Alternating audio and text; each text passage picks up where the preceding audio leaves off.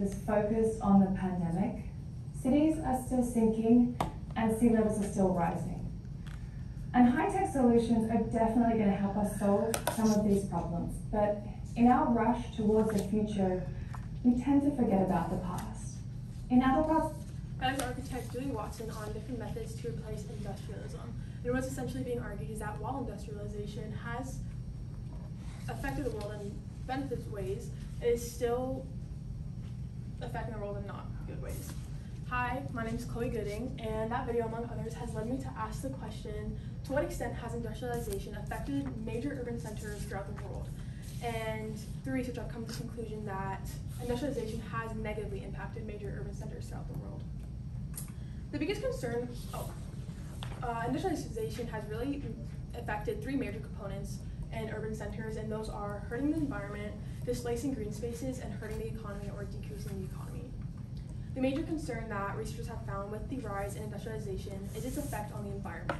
Things like higher temperatures, habitats fragmented by buildings and factories are things that are seen as normal in day-to-day life, but really it should be far from it. An example of that is the Dust Bowls in 1930. And the College Board provides a picture here taken by Dorothy Lang. A mother and her children are forced to migrate from their home in the plains because of the Dust Bowls. And it could have been prevented because it was caused by industrialization. According to NASA's report in 2004, during the 1920s and 30s, there was an increased rise in industrialization that caused high temperatures. And because of these high temperatures, the jet streams that flowed westwards to the plains dried up and caused the Dust Bowls to form, essentially. And this is just one of the many effects of industrialization on the environment. What makes it worse is that there are solutions to this problem. However, urban centers just don't take action. For example, a city mentioned in the TED Talk that I referenced earlier uses their floodplains to clean their city's sewage water and while producing its food at the same time. And cities all over Europe are starting to adopt this technique.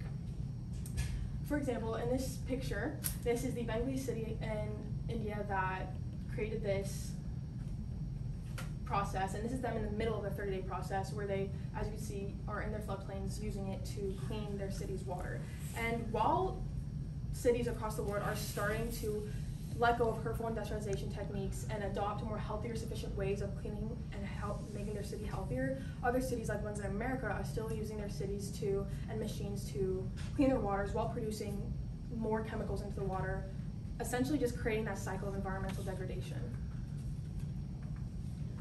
Urban centers have always had green spaces as major spots in their cities. Take Central Park in New York City, for example. And according to Robert Gibson, the lead professor at the Department of Environmental Studies at the University of Waterloo, some of these benefits that green spaces have on cities include ecological, psychological, and physiological and socioeconomic benefits. He did a study on green spaces in major cities, and one he focused on was in Tokyo, and this graph here he put was the relationship between population and over the years, and if you look specifically at the black line, it is suburbs. So as you can see, over the years, suburbs population growth has grown tremendously. And what he drew from this is that with the rise in industrialization, it also somehow causes a rise in suburbs. Essentially what he says is that throughout time, green spaces have been prioritized and sort of maintained very well in cities. However, with the rise in industrialization, it's been harder to maintain green spaces because of things like large discharges of pollutants being put into the soil, green spaces having to be sacrificed for the rise in industrialization and things like that. And with the rise in industrialization, as seen in the graph here, and decrease in green spaces, suburbs have rise and urban centers have not. As I mentioned before, green spaces have become hard to maintain and prioritize because urban cities' priorities lie elsewhere. Over time, green spaces have been sacrificed for the accommodation of industrialization, and with the loss of that comes many challenges for cities. Robert Gibson and fellow professors at the University of Waterloo made this graph, and it is the relationship between industrialization and green spaces. So as for diversity, with industrialization growth, green spaces have been sacrificed, and that caused diversity to be reduced, and that caused a long-term problem population-wise in cities. And looking at flexibility and variability, green spaces having to be accommodated for development and industrialization has caused flexibility and variability in cities to be almost drained completely. And this so while green spaces have been shown to have beneficial effects on cities, they are still being sacrificed for the development of industrialization, hurting the cities in more ways than one. America puts a lot of its decisions in the hands of how it can benefit their economy. And while industrialization has brought a great deal of money to America and cities, it has also hurt it in many ways. Political scientist Richard F. Benzel wrote a book called The Political Economy of American Industrialization. In it, he says, rapid industrialization rarely takes place in robust democratic systems because democracies foster popular claims for wealth distribution. Basically, what he is saying is that for America to really grow as an economy, industrialization should not have risen as fast and as widespread as it did because of its weight on machinery costs, factory production, and repair damage that they are continuing to have to pay.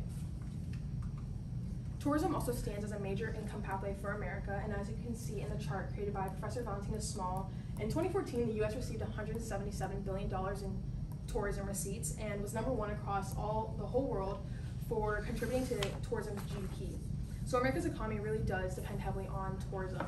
And America's nature and beauty and parks, as Valentina says, as a tourism destination, no other country in the world can compete with the variety of impression found with the USA's natural beauty and outstanding and cultural historical sites.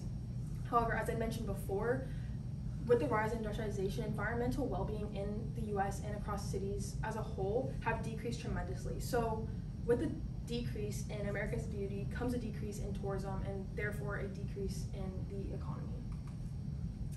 After analyzing how industrialization affects urban centers across the world, I've come to the conclusion that to help this, there are solutions that involve investing more money in green space protection, replacing industrial inventions with old environmental innovations, so basically using the environment around us to replace uses that factories and machines are used for. And lastly is reducing costs for industrial inventions as a whole and reducing costs for industrialization, period. However, we do have to look at if city governments are going to want to maintain green spaces because they have shown to not do so before. And using environmental innovations are long and difficult processes, as I mentioned with the 30-day process of cleaning the Bengali city's waters. So that will be difficult to maintain. And lastly is governments will be very against reducing costs for industrialization as a whole because they have been shown to be very leaning towards that as decision making. Thank you. Okay, I've got 2 questions for you. First up, how did you select the strategies you used to gather the information that you did? And were they effective?